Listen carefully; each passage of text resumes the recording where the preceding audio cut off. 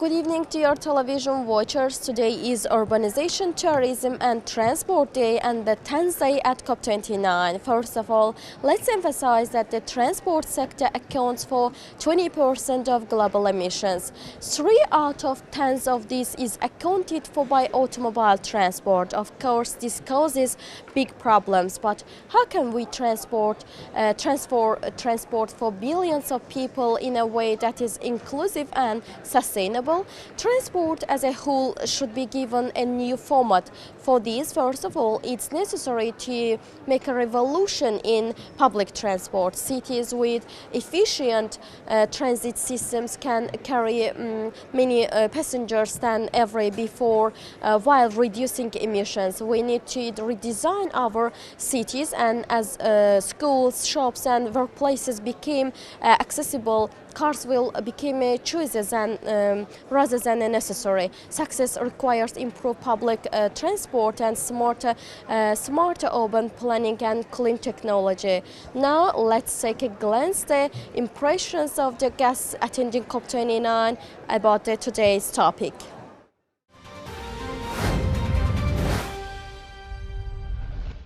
My name is Jean-Pierre Elongbassi. I'm the Secretary General of the United Cities and Local Governments of Africa.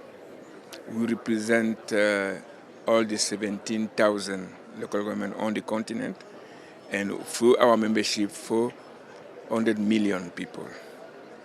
We have the mandate of running cities and local government across the continent. So the team that we are having today, urbanization and transportation, but also the other teams that are here connected to urbanization and climate are key to our what we do. What do you think on the relation between, how can you relate tourism when it comes to combating climate change issues? Tourism, transportation, what kind of roles can they play throughout the process? First of all, we encourage tourism because it brings together the people. Of course, you have a carbon footprint, we know. But what we do is that in each city now, we are transiting towards more low carbon mobility and more efficient mobility.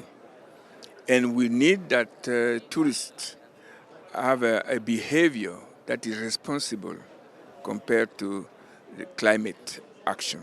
And it is critical that we, together with the tourism sector, but also the cities and other stakeholders, reflect on how best we can go to a low-carbon mobility. Talking about the urbanization, in case of Morocco, what is the current situation in there? I mean, in terms of climate problems, maybe tackling them. Any plans implemented by the government?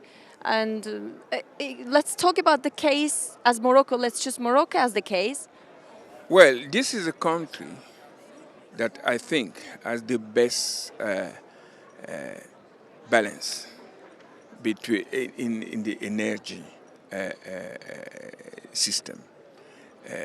The renewable energy represents over 50% of the Moroccan energy mixed.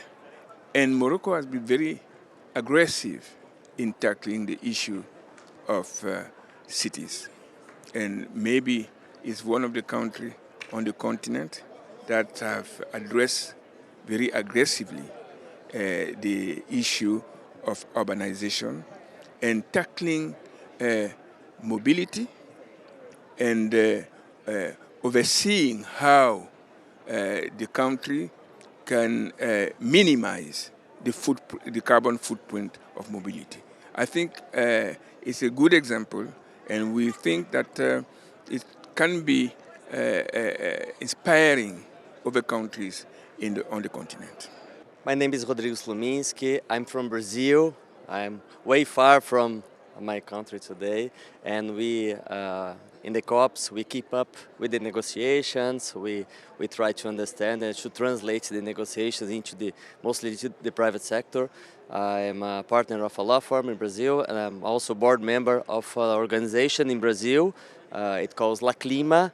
They keep up with the negotiation and try to translate the negotiation to the civil society in Brazil as well. So far, how do you see, how do you evaluate the progress made in the COP29? I really understand that this progress is going far okay, considering the previous COP we had before. We have like a huge problem issue to solve, which is like a great target of having this financial problem on adaptation mostly, but also mitigation. But I feel there were some progress, and today we just had a stock take from the presidency, and probably we're gonna have some new texts by tomorrow, and luckily they're gonna be like better than the text before. Have you been in many places of the world? Yes, actually. For my question, what is the biggest issue when it comes to climate change? Air pollution, I don't know, melting ice. What do you see the biggest one in your opinion? Okay. I feel that this mostly I feel that the private sector is trying to understand what is like the most important issue they're gonna have, and probably it's gonna be about people and how people can help them to enhance this probably this the way they do business as usual. And I feel that it is not only about extreme events, not only about earthquakes and rains. This is mostly because people won't be able to stay and play the same role that they're playing right now.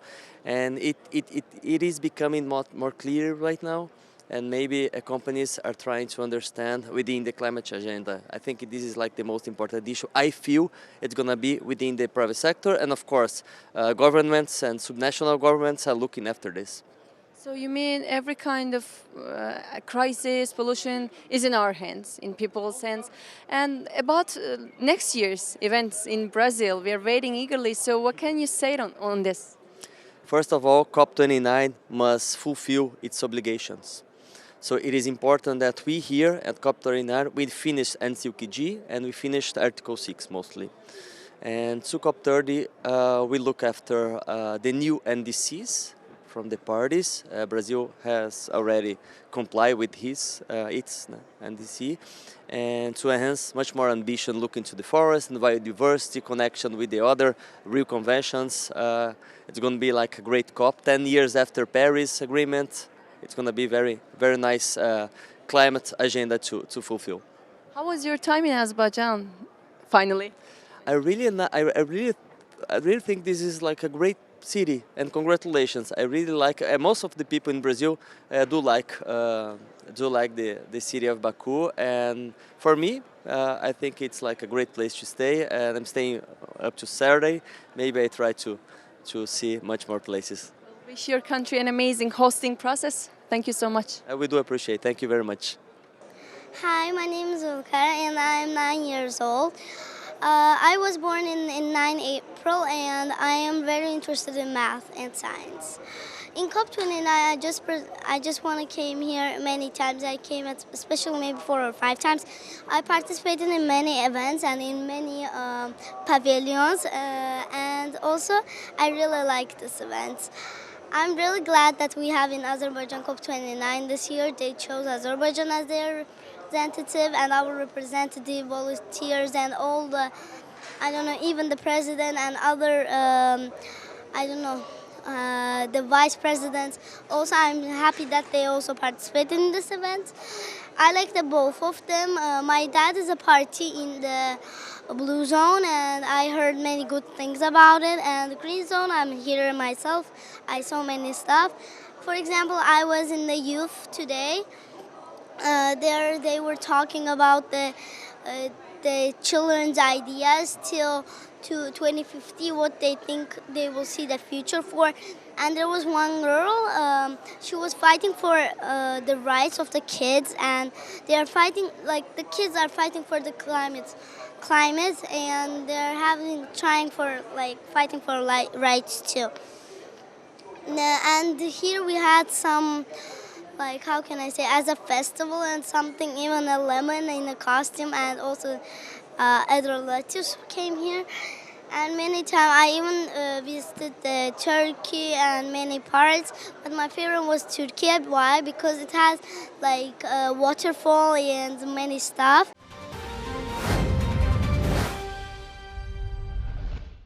Once again, good evening, distinguished viewers of Nakhchivan News Information Program.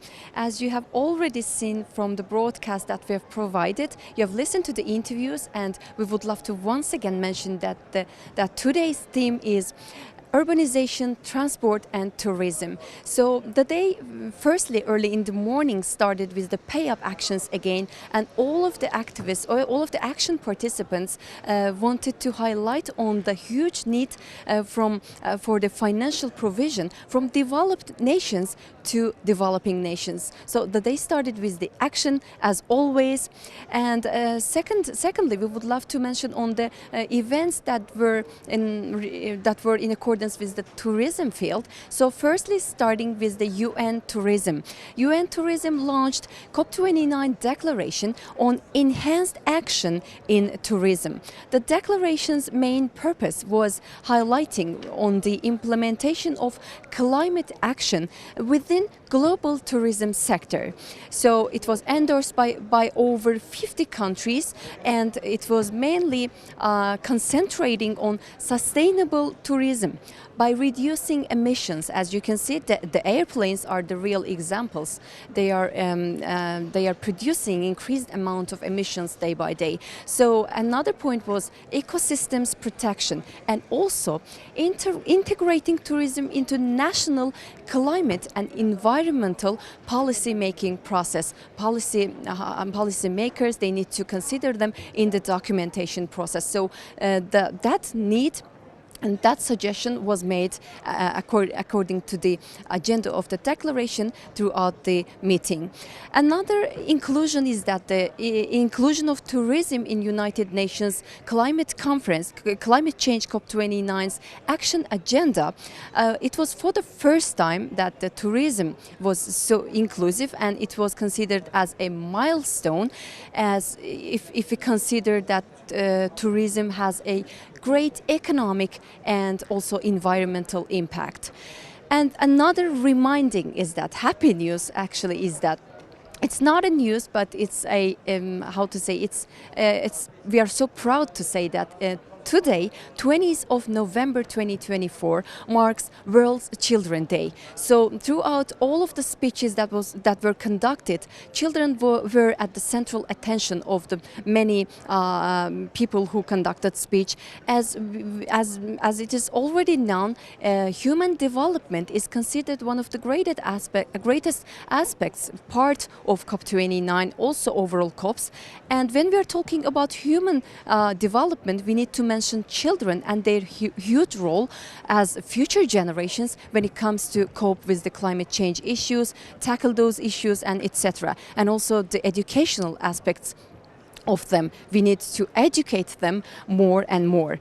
And another point another meeting was done by the joint organization of Port of Baku. As we mentioned about the tourism aspects, we also need to mention about the transport problems. Port of Baku and Conference on Interaction and Confidence Building Measures in Asia, they came together and talked about exploring new strategies for developing safe, secure and transparent, efficient transport mechanisms, transport corridors specifically in Asia.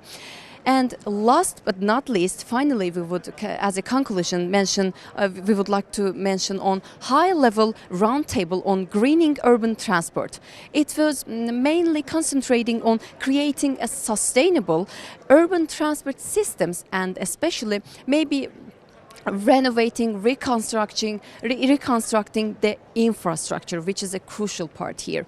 And it was the last meeting was organized by the COP29's presidency, the Ministry of Digital Development and Transport of the Republic of Azerbaijan, ITF, and also UN Habitat. So as a short brief, if you look at the day, this was all for today. As we are getting closer to the last days of COP29, which is being held in the capital of Azerbaijan, Baku. We have 2 days. The last theme is going to be held tomorrow, and the day after tomorrow is going to be the closing ceremony of COP29. Thank you so much for your attention. We will see you tomorrow.